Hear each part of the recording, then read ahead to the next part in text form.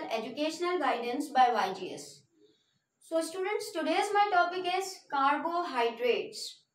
तो इस टॉपिक में बेसिकली हम कार्बोहाइड्रेट से रिलेटेड तमाम इंफॉर्मेशन प्रोवाइड करेंगे कि हमारे पास कार्बोहाइड्रेट होते क्या हैं और ये बेसिकली जो है वो इनकी प्रॉपर्टीज क्या होती हैं, इनकी क्लासिफिकेशन क्या होती हैं, sources and uses of carbohydrate.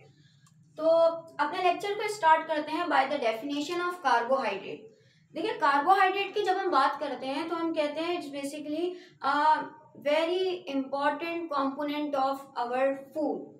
हमारे फूड का बहुत ही इंपॉर्टेंट कंपोनेंट है कार्बोहाइड्रेट, जो किसी भी लिविंग बॉडी को जरूरी होता है, ठीक है, अपनी बेटर फंक्शनिंग के लिए। एज यू नो कि अगर हम नॉर्मली अपनी बॉडी की बात करें, यानी कि एक ह्यूमन बीइंग की बात करें, तो उसमें भी कार्बोहाइड्रेट की कैटेगरी में मौजूद ग्लूकोज हमारे पास जो है वो एक तरीके से एनर्जी फ्यूल होता है, जो कि हमारा ब्रेन यूज करता है फॉर फंक्शनिंग। तो बहरहाल केमिकली अगर हम इसकी डेफिनेशन करें तो हम कहते हैं पॉलीहाइड्रोक्सी एल्डिहाइड और पॉलीहाइड्रोक्सी कीटोन्स, यानी कि वो सब्सटेंसेस जिसमें हमारे पास पॉलीहाइड्रोक्सी मतलब कि जिसमें हमारे पास बहुत सारे हाइड्रोक्सिल ग्रुप हैं। देखिए, यहाँ पर मैंने एक सिंपल ग्लूकोज का मॉलिक्यूल बनाया हुआ है जो कि कार्बोहाइड्रेट ही का एक जो है वो हमारे पास कह लीजिए टाइप है, ठीक है।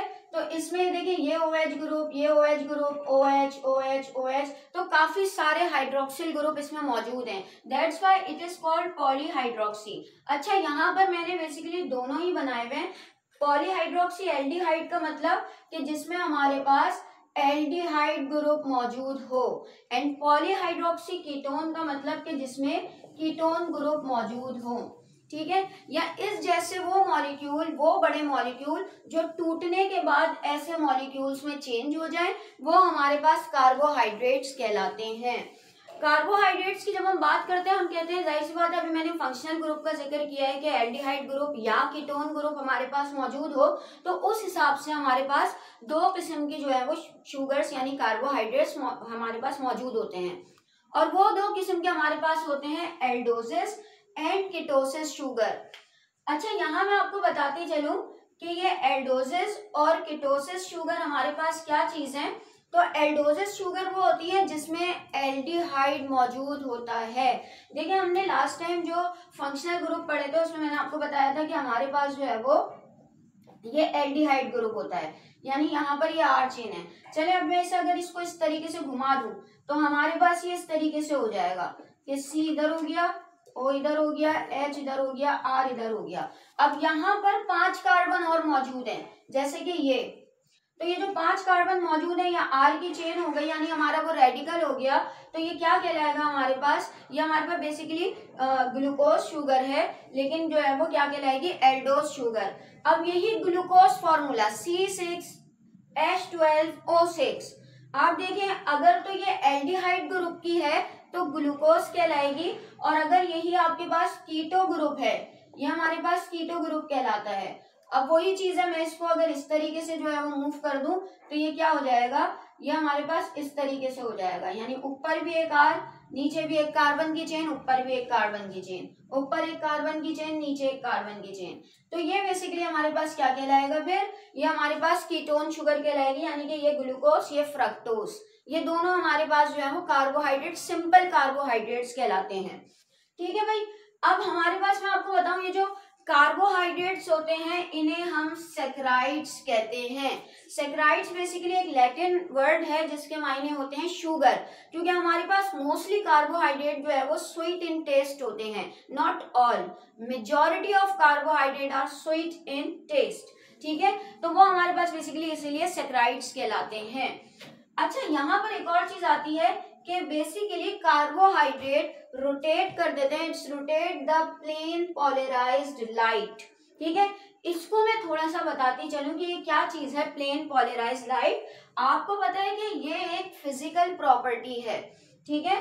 प्लेन पोलराइज्ड लाइट एक लाइट की प्रॉपर्टी है। अब मैं बताऊं कि लाइट की क्या प्रॉपर्टी है, इसको मैं शॉर्टली जो है वो यहाँ पर बताऊंगी ताकि ये प्रॉपर्टी आपको समझ में आए कि ये किस तरह की प्रॉपर्टी है।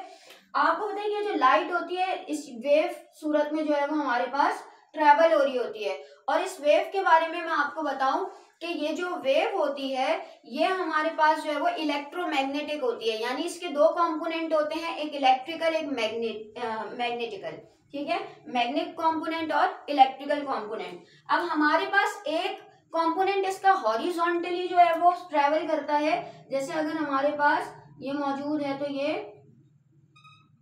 हॉरिजॉन्टली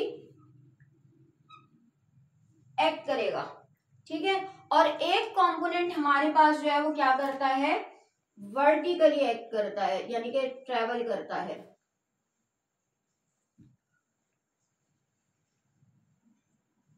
तो बहरहाल ये हमारे पास क्या है, उस हिसाब से अगर आप देखें तो एक ये एक्स एक्सिस बनता है, वाई एक्सिस बनता है, और हॉरिजॉन्टल का ये एक्स जेड एक्सिस बनता है, यानी कि यूं भी जा रही है, यूं भी आपके पास, और यूं भी आपके पास लाइट जो है वो ट्रेवल कर रही होती है। तो ये हम कहते हैं लाइट 3 डायमेंशनल है। लेकिन जब ये किसी ऐसे मॉलिक्यूल से गुजरती है जो पोलराइड मॉलिक्यूल होते हैं, वो लाइट का एक कंपोनेंट जो है वो रोक देते हैं और बाकी के दो कंपोनेंट को जाने देते हैं, मतलब हमारे पास एक कंपोनेंट रोक देते हैं, तो लाइट फिर क्या होती है हमारे पास इस तरीके से मूव करती है। जैसे अगर उसने सिर्फ और सिर्फ हॉरिजॉन्टली को जो है वो परमिट किया तो लाइट हमारे पास इस तरीके से मूव करेगी, और इसका सिर्फ एक्स एक्सिस होगा और वाई एक्सिस होगा, ठीक है, यानी कि फिर जेड एक्सिस हमारे पास नहीं होगा। तो ये 3D लाइट को 2D लाइट में चेंज कर देंगे वो सब्सटेंस, ठीक है। अब इसको जो है वो हमारे पास ये जो प्रॉपर्टी है ये कहलाती है प्लेन पोलराइज लाइट। ये लाइट जो है वो पोलराइज हो गई, पोलराइजेशन हो गई लाइट की, वो 3D से 2D में कन्वर्ट हो गई।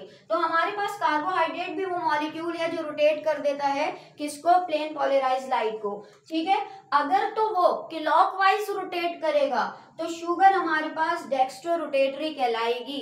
नॉर्मली तौर पर जो हमारे पास ग्लूकोज होता है वो डेक्स्ट्रो रोटेटरी ही कहलाता है, और इसको हम मेंशन करते हैं डी से, ठीक है, डी कर देते हैं या हम पॉजिटिव साइन शो करते हैं।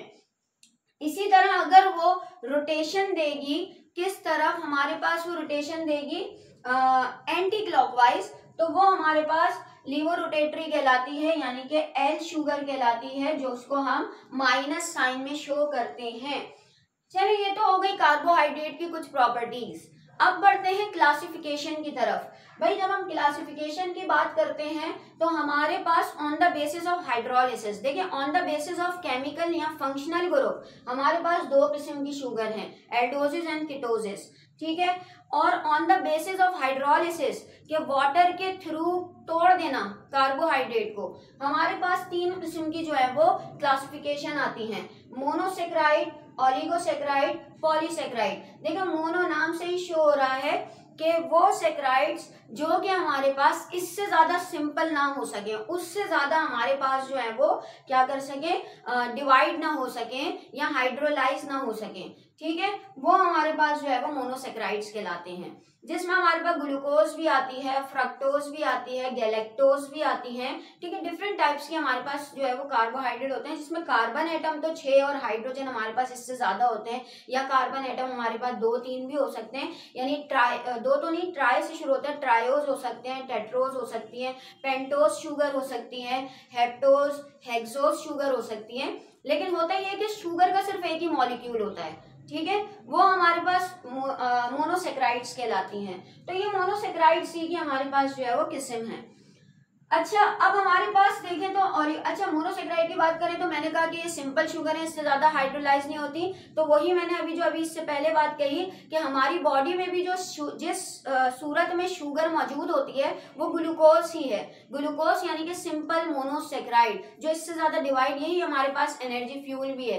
देखा होगा आपने कभी, अगर बहुत ज्यादा जो है वो ब्लड में शुगर की कमी हो जाती है तो ब्रेन काम नहीं कर रहा होता, ठीक है, ब्रेन हमारा अनकॉन्शियस होना शुरू हो जाता है, तो फौरी तौर पर जो है वो क्या किया जाता है, ग्लूकोज की ड्रिप लगाई जाती है ताकि फौरन जो है वो इनकी ग्लूकोज की जो भी डेफिशिएंसी है वो पूरी की जा सके, ठीक है।